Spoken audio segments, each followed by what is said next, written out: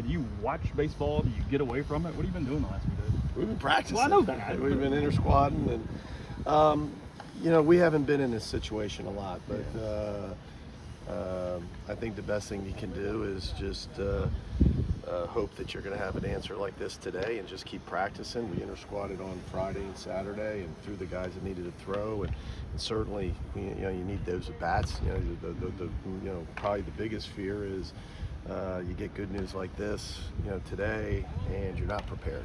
And so, that was a challenge, and we said that numerous times, I think, over the last few days, to just remind the guys, because it's hard. They're 18 and 22 years old, and there's a lot of uncertainty, right? And because of all that's out there, you just don't know. And so you stay in your dugout, and you try to, practice and get better, and but it's not easy.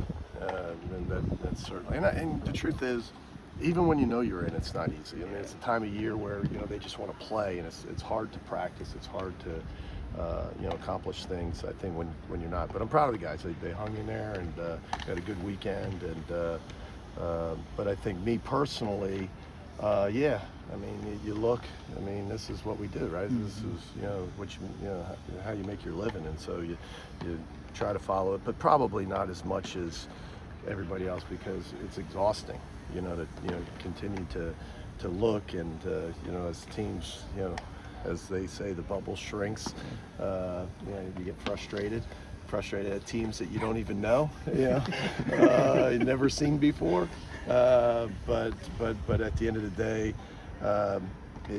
we've been on the wrong side of this, and it's tough. It's great for some teams like us today, that are on the bubble and get in, and I think it's we've been on the other side where you think you deserve to be in, and you feel that in your heart, but it didn't happen, and so obviously we're excited. What was the emotion like in that room when Ole Miss finally came on the screen? You saw the video, yeah, that was pretty cool. Been here 21 times we've done that, and 18 in our favor, and I've never seen it that ecstatic, and it's really cool because it's from a group, and not to get into the minutia of who deserves to be in and who doesn't, but from a personal standpoint, a team that I think is really good, a team that at times this year, we weren't at our best, and at times we were really good, but to see them, that excited, to continue to play, was really neat. Flip side of it, Kevin was kind of telling us about the tension when they went to that first commercial break and y'all hadn't heard your name yet. What was the room kind of like at that point? It's the way it has to happen, right? I mean, it was almost down to the last bracket, and as I'm looking up, and you got to feel, right? So when the SEC hosts go up, it doesn't matter. They can get whoever they want. When it's a non-SEC host that goes up there, or you see an SEC team go into that regional, you're not going. Yeah, that's not your slot. And then all of a sudden they go to that first commercial. I turned to my wife and I said, "Man, do they even have commercial breaks? Because you don't even get to breathe. I mean, it's just going by fast, and then all of a sudden you go, man, that's half the bracket. Well, that's not good. That's half the teams are down. But again, after that, there was only so many spots you could go, and so that was one of them. Playing postseason baseball in Coral Gables in the late 2000s, if I'm not mistaken, what do you recall about that environment? You kind of expect to see kind of a similar. That was a while. Yeah, you're talking 14, I think years, 08, right? 14 years ago. How old were you then? 08. 9, 10. How about that? So I was 40 and I had a little hair. And so yeah, it was a while ago. So not much. It's a beautiful part of the country. Obviously, a very traditioned program that's had a tremendous success over the years. I think they said something. Of course, I didn't hear it, but something. Maybe a record how many regionals they've hosted or how many times they've been to Omaha.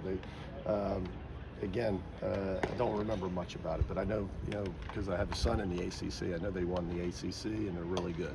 So, but we don't play them. We play the team that we played last year. So,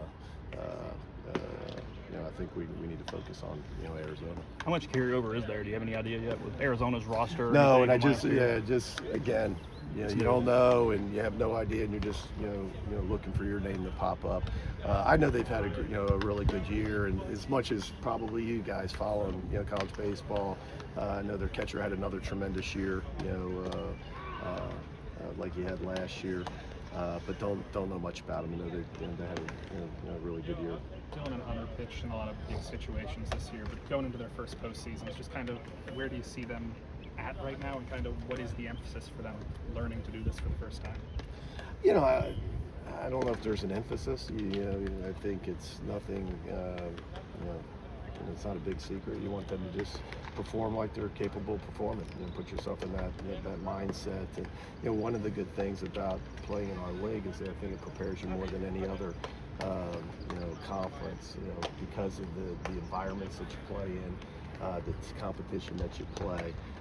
That it prepares you for more, and I say it every year, but it prepares you for postseason as much, I think, as any other league or more than any other league. So, it's nothing that they haven't seen. I mean, I'm sure it's going to be a great, baseball environment down there, and some really good teams. But I think what those guys have done, if we can just get them to be themselves, and do what they've done, they both have had a lot of success. Kevin said he killed time with video games. Any of your kids get you into games over the years? Video games? No, I'm not I've never, even when I was younger, I was never really good at Atari or any of those. So you weren't playing Mario Baseball with